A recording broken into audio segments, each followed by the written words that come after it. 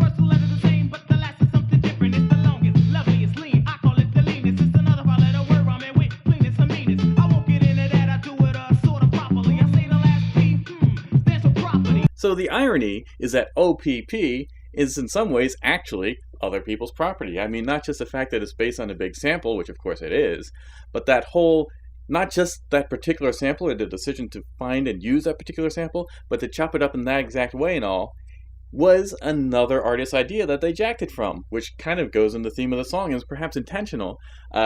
Tony D put out a Beat album in 1989. They're both from New Jersey, by the way, of course. Tony D, classic New Jersey producer. Naughty by Nature, one of New Jersey's biggest, most, blown up groups. He had an album called Music Makes You Move, Music Makes You Move, blah, blah, blah, in 1989. And he says, I read an interview with him, that he suspects maybe Naughty by Nature was sort of motivated to take it because on that album, another song, he has a song called Get Off the Rhythm with YZ featured on it. And there he's just talking all about, it's mostly a beat album, but he has like two songs, I think Too Cool Posse is also on there. So it's basically a beat album, but there's one or two songs with vocals. And on that song, Tony D emceeing and YZ talk about people who are sampling and stealing Tony B's beat creations. So he sort of suggested maybe that's what made them take it to heart, or say, well, now we're going to mess with Tony D based on that song. I don't know how true that is. That's just sort of in his head. But then I think he also had some crazy ideas about why he had the beef with, like, Third Base and the other Tony D and that kind of confusion. So take that for what it's worth. But that's at least his opinion, and he is Tony D himself, so it's worth something. So motivation aside, I mean, I'm more inclined to think that, Vinny and those guys just heard this great track being essentially sort of thrown away on an obscure breakbeat album and decided, hey, we can make a huge hit off of this, which of course they did. It was mega huge. Second only perhaps to Hip Hop Hooray, their follow-up massive single. But so, ignoring why they did it necessarily, they certainly did do it. Now, of course, they denied having taken it from Tony D. I read an interview, I think it was with Spin or one of those magazines, more recently, like, because like the 25th anniversary track, which tells you just how old we are, where Vinny's like, oh, well, you know what, we looped this track, I actually did it back in 1989, and it just took us until 1991 to get it released, because, we put on a demo, we hadn't approached Queen Latifah and Shakim yet, which that part is obviously true, it would have been the new style back in 1989.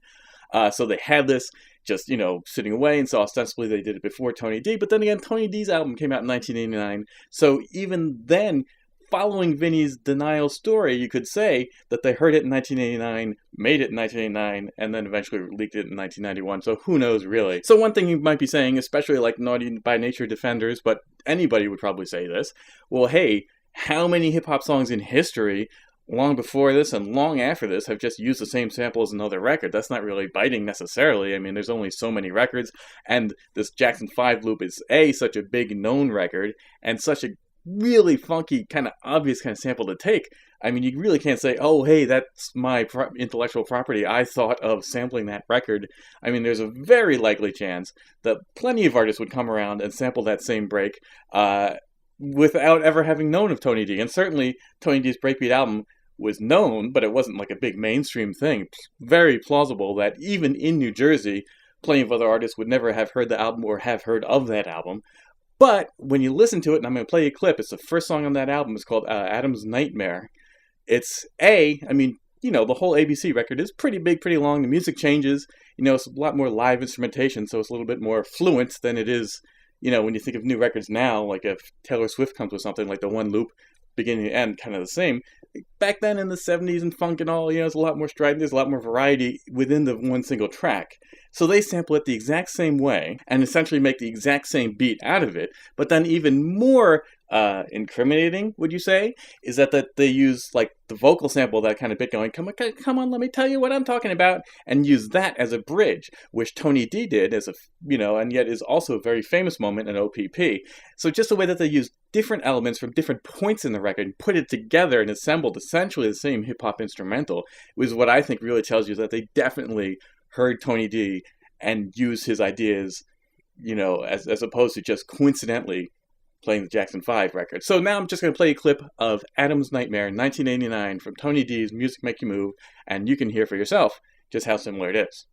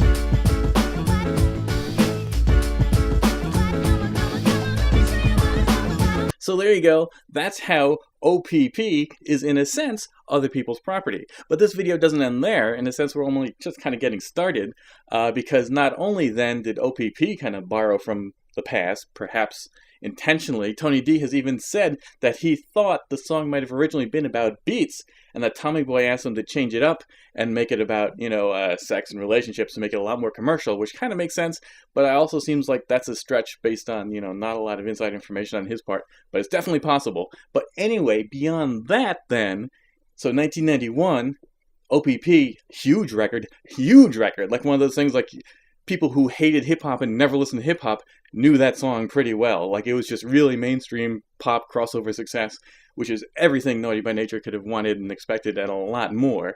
So it only makes sense then that somebody else would make O.P.P their property. So now we turn to a pretty famous record, sort of, a very famous song, but not necessarily a particularly known record. We got it right here on Tommy Boy Records. As you can see, Todd 1, you might not recognize the name Todd 1, but you'll know who he is in a minute. You Down With, you might remember, if you're my age, you remember the song. You Down With MTV. So You Down With MTV is exactly what it sounds like. It is MTV, as in Music Television, the channel, which was right blowing up with Yo MTV Raps at the time, taking their guys. It features Ed Lover and Dr. Dre, says it right there, and Todd 1 is also down with them. He did a lot of stuff for Yo MTV Raps. That's basically who Todd 1 is. This is, in a way, his biggest record. Really, it was a huge video. They played it all the time on MTV. It's them doing their own raps, using the same instrumental, and obviously it's changing it up, so as opposed to being down with O.P.P, you're down with MTV, and it's sort of like a huge commercial. The record actually is kind of hard to find, a little bit rare. I guess it just didn't press that many on wax. There's also a single, which is also kind of hard to find these days, but it does exist. So I don't think a lot of people actually own the song, but certainly everybody pretty much heard the song, at least anybody who watched MTV. So it's pretty much sort of a throwaway novelty gimmick record, you know. They're just sort of talking about MTV and themselves to Naughty by Nature, but here you go, another O.P.P, this time Down With MTV.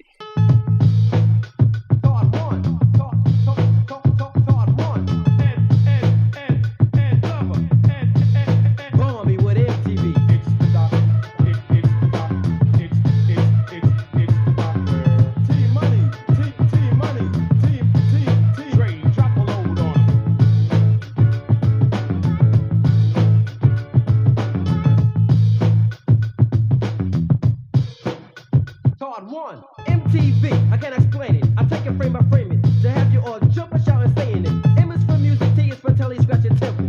The letter B, well, that's not that simple, huh? It's sort of like a well of something that you watch when you were sitting. The 6 little letters that I'm missing, yeah. You get it on occasion if your cable company isn't gaming. It seems I gotta start to explain it. Bust it. You ever had a girl and met her on a nice hello? And then you ask her if she ever watched the show for yo. She don't have cable, but she knows just what you talk about. Because she watched it at her mother or her cousin's house. It's not a front, the F to the R to the O to the N to the T. She don't have cable anywhere. It's MTV, music television, get it? Just pick up your remote control and just hit it. How many brothers out there know just what I'm getting at? Who thinks it's wrong cause I was sitting there go hitting that? Well, if you do it's MTV and you're not down with it, just call us up to get your membership. You down with MTV? Yeah, you know me. You down with MTV? Yeah, you know me. You down with MTV? Yeah, you know me. Who's down with MTV? Every last on me. You down with MTV? Yeah, you know me. You down with MTV? Yeah, you know me. You down with MTV? Yeah, you know me. Who's down with MTV?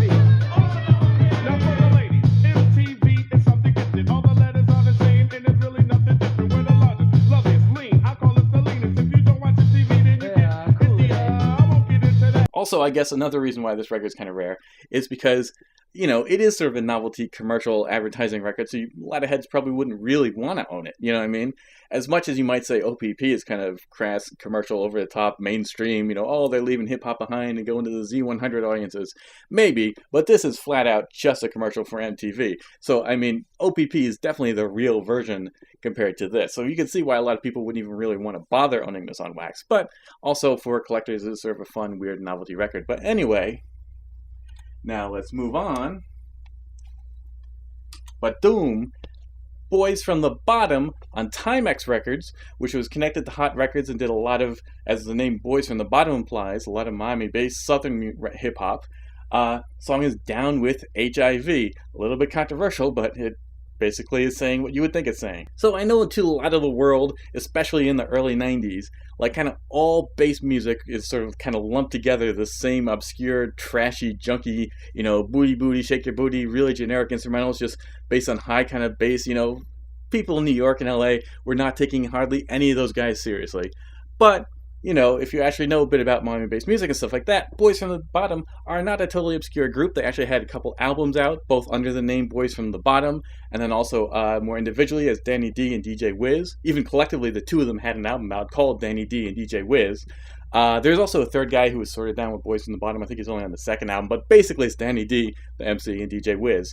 So they did a whole bunch of stuff, and they were no stranger to Answer Records. They had a big hit song called I Got Your Girlfriend, and somebody else did a record about their record called I Got Your Boyfriend, you know, obviously female MC. So they were no stranger to Answer Records. So now in 1992, they're latching on to what was the hugest, biggest crossover record of all time. So obviously people would want to do Answer Records to it. Down with O.P.P. called Down with HIV. So it's a little bit strange because, Answer Records, Novelty Records, and, sort of fun Miami-based, answers to New York records, you really expect to be sort of very happy or just all about, booty shaking and dancing. HIV is a pretty serious topic. So what they're actually doing with the tone of this record is what it's about, really, is being critical of Naughty by Nature, sort of dissing them, not really. It's not like a hardcore Naughty by Nature diss, but they're certainly kind of taking them to task for being so, sexually affluent and, provocative, whatever, and sort of being so playful about sex and cheating and being, misbehaving sexually, and therefore what would naturally occur that Naughty by Nature doesn't mention, but they feel should be talked about, is the promiscuity and spreading of diseases, STDs, and especially, of course, HIV, AIDS. So it's kind of taking them to task for that. But it's still not like grim, dark, oh my god, you're all gonna die. Boys from the Bottom are not really a Christian rap outfit or anything, so they're not really kind of coming from the pulpit angle or anything. They are just sort of making a semi-playful, semi-serious response record. They're flipping the same core, loop, and instrumental, but adding, naturally, more of a deeper bass tone and changing the drums up and stuff like that, which is a bit more creative than what Todd 1 did, which really is basically using the same instrumental. This is Down with HIV from the Boys from the Bottom, 1992, Timex Records. Again, this is Danny D and DJ Wiz, Boys from the Bottom. Here we go.